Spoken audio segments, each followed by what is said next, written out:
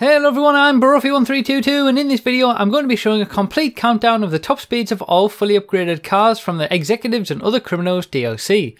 All of these top speed values have been calculated in-game as accurately as possible to the nearest 0.5 mph, and for a full explanation of how this was all done, read the description. If you want to know how all vehicles perform in a variety of different classes and formats, check the annotation on the screen or the link in the description for the full playlist of videos, and of course feel free to subscribe for future updates.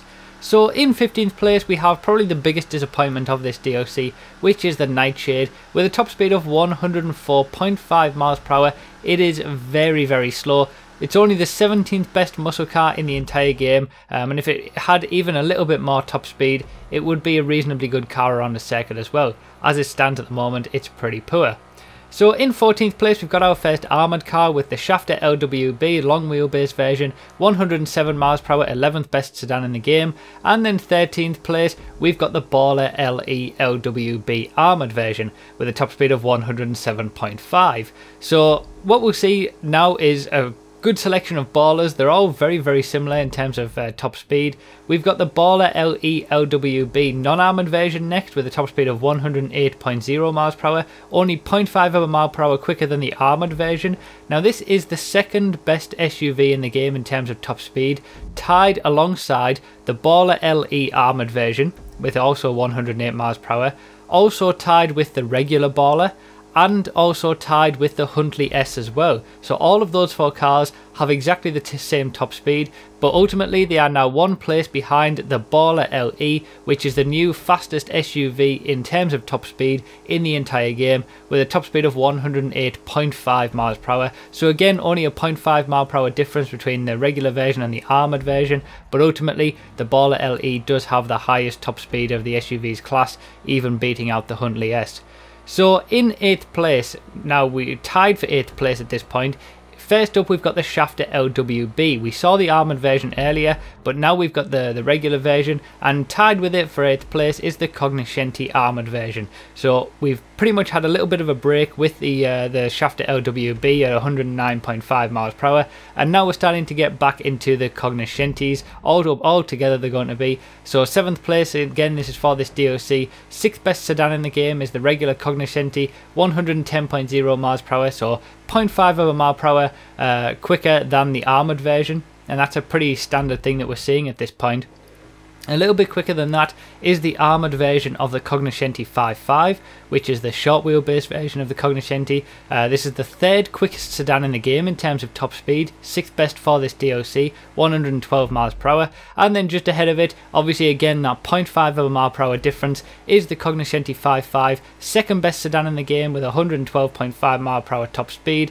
If the Schafter V12 armoured version was in the sports class like it should be, the Cognoscenti 5.5 would be our quickest sedan in the game in terms of top speed. As it stands it isn't, but we'll come on to that.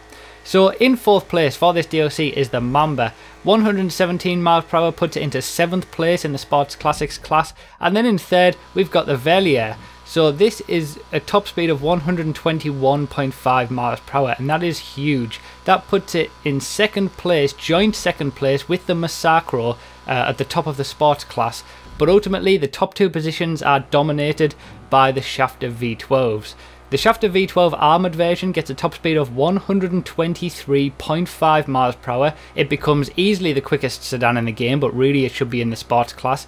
And then obviously in first place we have the regular Schafter V12 non-armoured version. Again that 0.5 of a mile per hour difference with a top speed of 124 miles per hour. And basically what this means, this is the quickest sports car in the entire game in a straight line in terms of top speed, beating out the Velier and the Massacros. The Schafter V12 and the V12 armoured version, basically they are the 4th and 5th quickest cars in the entire game at this point. They beat out all of the other sports cars in terms of top speed. The Schafter V12 and the V12 armoured version are quicker than all sports cars. They're quicker than all supercars apart from one. They're quicker than all muscle cars apart from one, and they're quicker than all sports classics cars apart from one. If you want to know what the actual top 3 quickest cars in the entire game are in terms of top speed. Click the link in the description, it will take you to the playlist. I've tested all of the cars from the majority of classes at this point in terms of top speed, so check the link in the description. That will take you to the playlist of videos and you can see which are the quickest cars and the top speeds for all the cars in all of the main classes. But yeah, all of that information is in the description, but ultimately the Schafter V12 and the V12 armoured version are incredibly quick, and they put themselves into 4th and 5th in terms of the quickest cars in terms of top speed in the entire game. Very interesting DLC. There's going to be a lot more analysis on my channel obviously about all of these cars in terms of how they perform around a circuit. If you haven't seen that video yet, the link will be at the end of the video, and also check my channel for the information about how they do around a circuit in a proper racing situation. This is obviously only focused on top speed, but there you go. I hope you've enjoyed this video, guys. Leave a like if you enjoyed. Let me know all your thoughts down below. Plenty more analysis to come in a few days. Thank you for watching, and I'll see you next time.